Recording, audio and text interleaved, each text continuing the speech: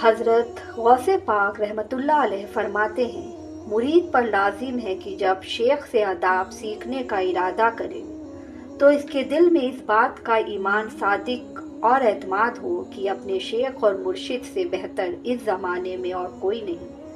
السلام علیکم ناظرین، آج ہم آپ کے سامنے ایک ایسا واقعہ پیش کرنے جا رہے ہیں جسے سن کر آپ حیرت میں پڑ جائیں گے۔ یہ واقعہ ہے شیخ عبد القادر جیلانی اور تندور والے کا، جس کا آٹا سونے میں تبدیل ہو گیا۔ شیخ عبد القادر جیلانی فرماتے ہیں کہ ایک دفعہ کا ذکر ہے کہ جب میں بغداد شریف میں تھا اور زمانے طالب علم میں علم حاصل کر رہا تھا، تب میں اپنے گھر کو چھوڑ کر بغداد شریف میں آیا تھا تو جو دینار میری والدہ نے مجھے دیے تھے وہ اب ختم ہو چکے تھے، جس کی وجہ سے مجھے بہت تنگ دستی اور پریشانی کا سامنا کرنا پڑ رہا تھا اور کئی روز تک مجھے کھانے کو بھی کچھ نہیں ملا تھا۔ اب ایسا حال تھا کہ کس کے آگے ہاتھ پھیلائیں، اللہ کے سوا کس سے مانگے۔ بھیک تو صرف اللہ سے ملتی ہے، مجھے کسی سے بھی مانگتے ہوئے شرم آتی ہے، یا کس سے کہوں کہ مجھے بھوک لگی ہے یا مجھے کچھ کھانے کو دے دے۔ حال ایسا تھا کہ آنتوں سے آوازیں آنے لگیں اور ایسی حالت تھی کہ جیسے دم ہی نکل جاتا۔ بھوک لگ رہی تھی اور اس جگہ کچھ بھی نہیں تھا۔ اللہ تعالیٰ سے دعا مانگی کہ یا اللہ غیب سے میری مدد فرما دے، غیب سے روٹی کا انتظام فرما دے۔ ایک دن بھوک کی شدت سے میں دریائے دجلہ کی طرف گیا تاکہ وہاں ساگ یا سبزی کے پتے کھا کر بھوک مٹا سکوں، مگر وہاں مجھ سے پہلے بہت سے فقراء اور درویش موجود تھے اور اگر کوئی چیز ان کو ملتی تو سب کا رشک بڑھ جاتا۔ بالآخر میں بھوک سے نڈھال ہو کر مسجد کے ایک کونے میں جا کر بیٹھ گیا اور اللہ تعالیٰ کا ذکر کرتا رہا۔ شدت بھوک اور پیاس کے میرا سر چکرانے لگا اور آنکھوں کے آگے اندھیرا چھانے لگا کہ اٹھنا مشکل ہو گیا تھا۔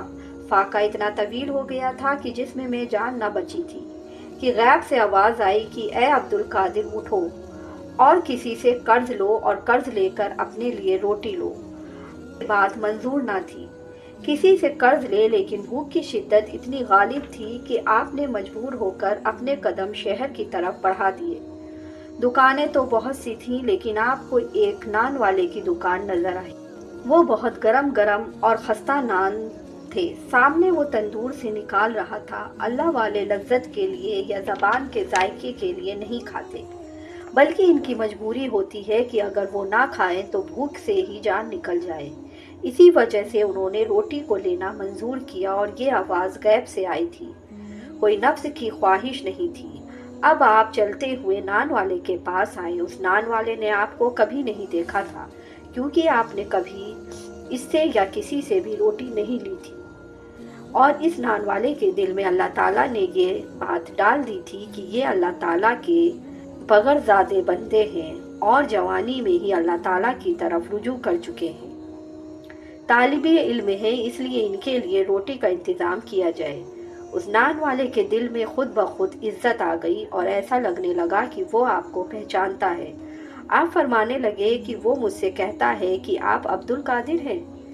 میں نے کہا کہ ہاں، میں ہی عبد القادر ہوں، وہی عبد القادر جو بغداد شریف میں علم حاصل کرنے کے لیے آیا ہے۔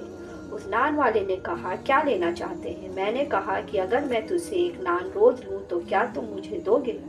مجھے بھوک لگی ہے اور بھوک سے رہا نہیں جا رہا۔ نان والا کہتا ہے ارے ارے، یہ آپ کیسی باتیں کر رہے ہیں؟ ایک نان تو کیا، آپ تو پوری دکان ہی لے لیں، مجھے کوئی اعتراض نہیں ہوگا۔ میں نے کہا نہیں، مجھے صرف ایک ہی نان چاہیے، روزانہ مجھے صرف ایک ہی نان دے دینا اور اس کے بدلے میں میرے پاس جب بھی پیسے ہوں گے تو میں تم کو قرض لوٹا دیا کروں گا، کیونکہ میں اپنے سر پر کوئی قرض باقی نہیں رکھنا چاہتا ہوں۔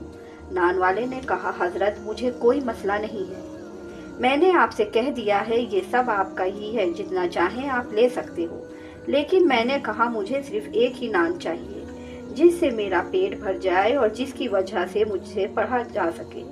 اس کے بعد میں نے نان لیے اور جنگل میں آ گیا اور اللہ تعالیٰ سے شکر ادا کیا اور کتاب پڑھنے لگا، علم حاصل کرنے لگا۔ علم کے منظر طے کرے جا رہا تھا۔ یہ علم دنیا کا علم نہیں تھا بلکہ اسرار رموز کھل رہے تھے، وہ باتیں پتہ چل رہی تھیں جو کسی انسان کو پتہ نہیں چل پاتی ہیں۔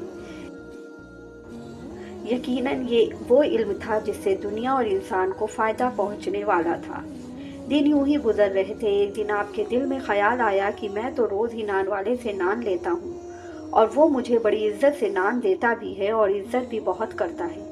क्या ये ठीक है कि मैं कर्ज पे कर्ज लेता जाऊं, जिसकी मैंने इससे ये वादा किया था कि मैं इसका कर्ज लौटा दिया करूंगा, लेकिन मेरे पास पैसे नहीं हैं, तो मैं कहाँ से इसके पास पैसे लौटाऊं।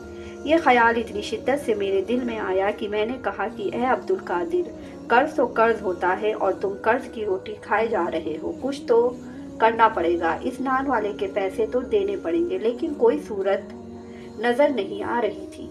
आप कहते हैं कि मुझे इतनी शर्म आई कि मैं शर्म के मारे कई दिन तक रोटी लेने ही नहीं गया कि कैसे मैं इससे नज़र मिलाऊंगा।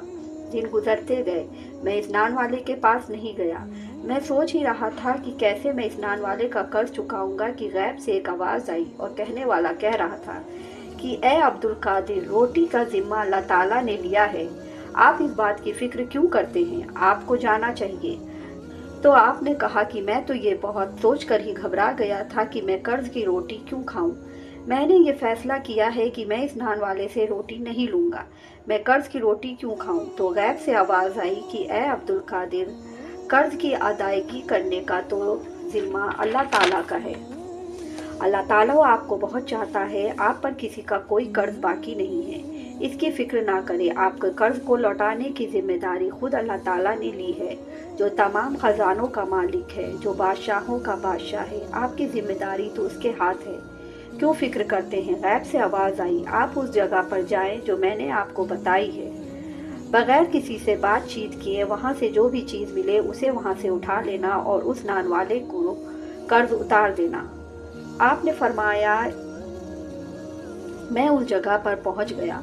वो जगह आबादी से बहुत दूर थी, वहाँ वीराना ही वीराना था। मैंने दूर से देखा, वहाँ एक थैला चमक रहा था। इस थैले के पास गया तो देखा वो आटे का थैला था और कोई मामूली आटा नहीं था, बल्कि लग रहा था कि आटा पीस कर अभी अभी थैले में भरा गया है। आपने फरमाया कि मैं बहुत खुश हुआ और दिल में सुकून आ गया कि मैं आटे के इस वजनी थैले को उठाया और नान वाले के पास आ गया। उसने कहा, हुजूर ये क्या ले आए हैं? मैंने कहा, खुद देख लो। वो भी इसे एक मामूली थैला समझ रहा था, लेकिन जैसे ही उसने आटे का थैला खोला वो हैरान हो गया और कहने लगा, ये क्या है? मैंने कहा, तुमने क्या देखा? उसने कहा, हुजूर ये आटे का थैला नहीं है, बल्कि इसमें तो सोना ही सोना है। उसने कहा, हजरत इतनी जल्दी करने की क्या ज़रूरत है, और अगर आपको देना ही था तो चंद सिक्के ही दे देते। रोटियां इतनी ज़्यादा नहीं थी और कितने ही दिन आप तो यहाँ आए ही नहीं। मैं आपका इंतज़ार कर रहा था और जब आप आए तो सोना ही भरा हुआ थैला लेकर आए हैं। कर्ज तो आपका इतना ज़्यादा नहीं था जितना आपने मुझे लौटा दिया है। मैंने कहा, ये मेरी तरफ से नहीं, अल्लाह ताला की तरफ से मिला हुआ है। अल्लाह ताला ने ही तुम्हें ये तुम्हारा कर्ज लौटा दिया है, और जिसका कर्ज अल्लाह ताला लौटा दे तो फिर उसको तो बेहिसाब ही रिस्क मिलता है। वो नान वाला आपको अकीदत बन गया। अल्लाह ताला अपने नेक बंदों को बहुत प्यार करता है और उनको कभी अकेला नहीं छोड़ता है। तो प्यारे दोस्तों, आपको आज की वीडियो कैसी लगी? वीडियो पसंद आई हो तो वीडियो को लाइक और चैनल को सब्सक्राइब ज़रूर करिएगा। इंशाअल्लाह अगली पोस्ट के साथ जल्दी हाजिर होंगे। अल्लाह हाफिज़।